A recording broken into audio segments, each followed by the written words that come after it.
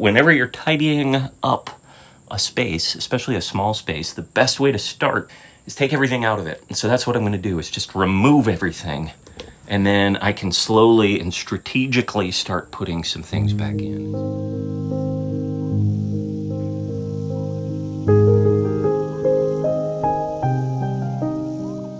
The Tom Turkey is still dead, yes. For viewers of my channel, a somber note I shared last week. A loss of meat, sure, but my investment in time and feed and the notion of sustainability itself. But potential lurks quietly, as it has a way of doing, this time as a clutch of warm eggs that the white turkey hens have been sitting on since old Tom took his leave of us last week. Did he leave some kin behind? We'd all like to think that maybe he did, and that in a few weeks we'll have a chirping handful of them, his fuzzy little offspring fumbling through the tall grass and carrying on his genetics like the light from a long dead star. They've been taking turns sitting, the two white hens, and when one leaves on her union-mandated personal break, the other one waddles in and takes her spot. I was hesitant about putting up a shelter for them. I read somewhere that turkeys' instinct is to lay their eggs in the open, but it had gotten hot enough to where I figured that even instinct could use some shade.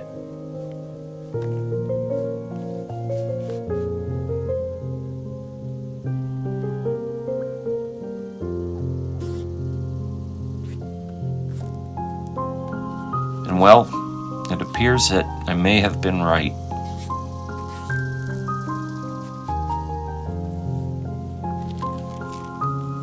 It's old tarp, sure, but it works.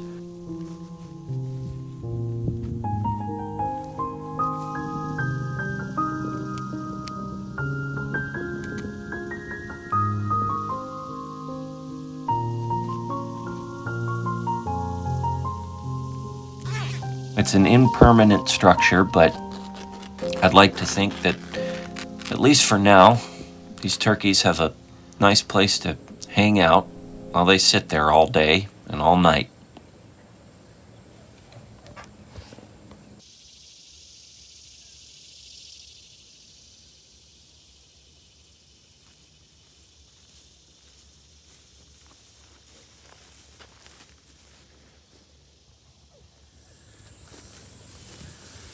One of the things I've learned about the homestead life, if you can call it that or give it an easy hashtag, is that things get messy pretty quickly, or overgrown, or cluttered pretty quickly. And at first, when I first kind of started doing this a couple years back, that really bugged me. That was something I really didn't like. I was very aggravated when things got cluttered or things got overgrown or things got out of control.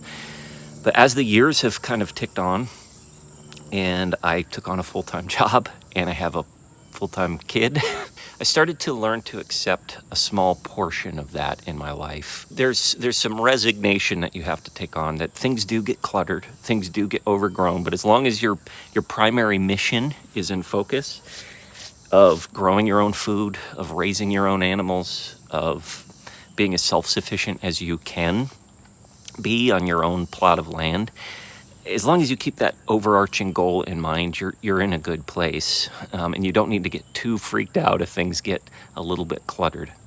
That being said, I still do have that itch, that distaste in my mouth when things get too cluttered, because I think I've mentioned this in another video.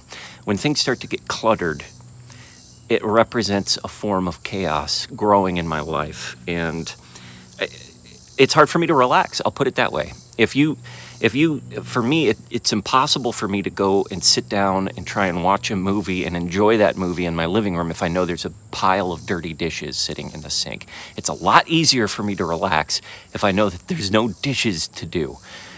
The same kind of extends in the homesteading world, where it's hard for me to relax when I know that there's a lot of weeds that are growing up in a particular corner, or my garden shed is messy.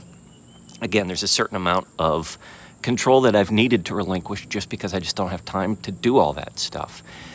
I need to keep my priorities straight. Is my family taken care of? Are my animals taken care of? Beyond that, there's certain things that just aren't as high on the list of priorities. Well, that being said, there have been some issues that I've just been wanting to get to for a while now. And one of those issues was my kind of bases of control on my homestead. And when I say bases of control, I'm thinking of things like my starting points, my beachheads, my garden shed, my tool shed, my barn, my hayloft, things like that. I spent a lot of time when I just moved here cleaning those places out and getting them to a place where I felt comfortable operating from them as like home bases for my homestead plants.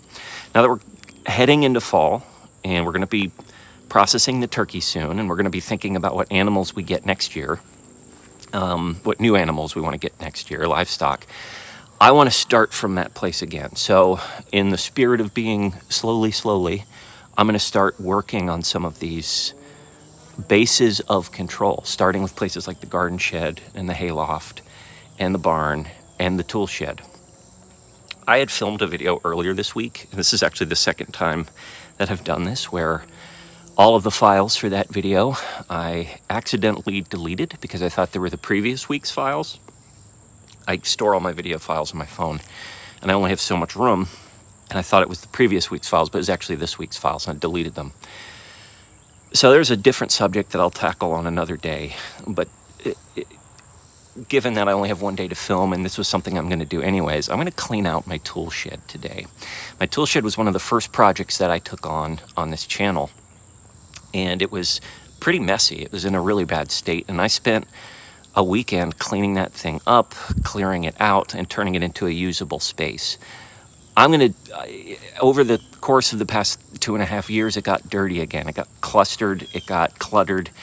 I'm going to clean it out, or at least attempt to clean it out today. And so in my last minute scramble to come up with a new video, this was something I was going to do anyway, so I thought you guys might want to tag along and see as I clean this tool shed. One of the things that I really enjoy watching is projects that start from a place of chaos, start from a place of dirtiness and being cluttered, and end at a place where it's tidy and nice and neat. Maybe it's a little bit of my OCD tendency shining through.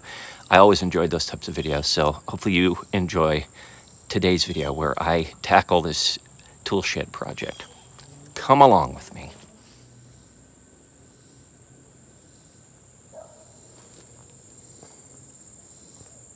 So this is a nice shed. It's a functional area where I've stored stuff, and I have little desks here set up, and I even have light fixtures that I had some electricity running out here for.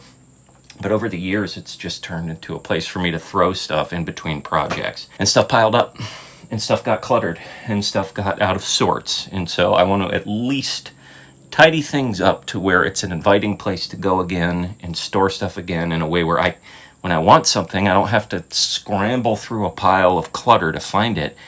I can go immediately to the tool shed where I know it will be in its designated location, and I can find it. And in order to do that, I first need to tidy the place up. And so whenever you're tidying up a space, especially a small space, the best way to start is take everything out of it. And so that's what I'm going to do, is just remove everything. And then I can slowly and strategically start putting some things back in. And so that's what I'm going to do in my beautiful tool shed here.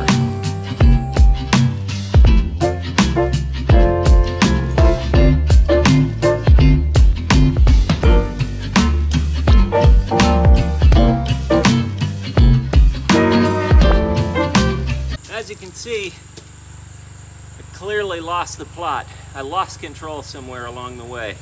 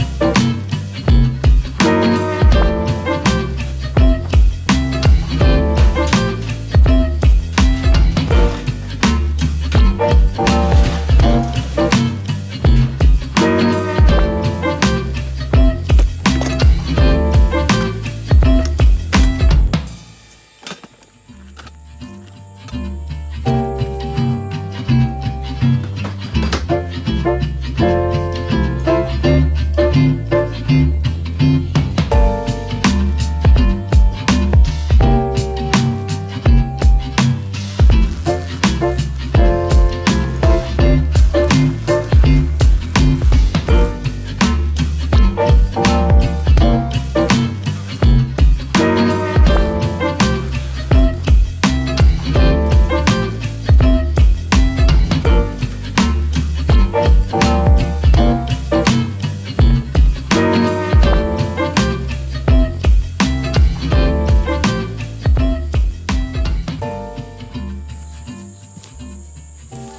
want to see what it looks like? Well, it was a project that needed to get done, and it didn't take me that long. And I have a functional workspace from which to base my projects from. All my tools are here, or most of my tools are here. I do split a lot of my tools with my dad that we keep in the pole barn on the other side of our wooden barn. But a lot of tools that I just need to run out and grab are right here. This is a lot more conducive to me getting started on projects. I think continuing on the theme that I talked about earlier, sometimes I'm hesitant to start projects if I know that even finding a tool that I need is a project in itself. So this little bit of organization, this little bit of cleaning things up and making things orderly makes my life a little bit easier to manage. If you have a similar project that's hanging over your head, like the sword of Damocles, I invite you to tackle it. Take an afternoon and knock it out.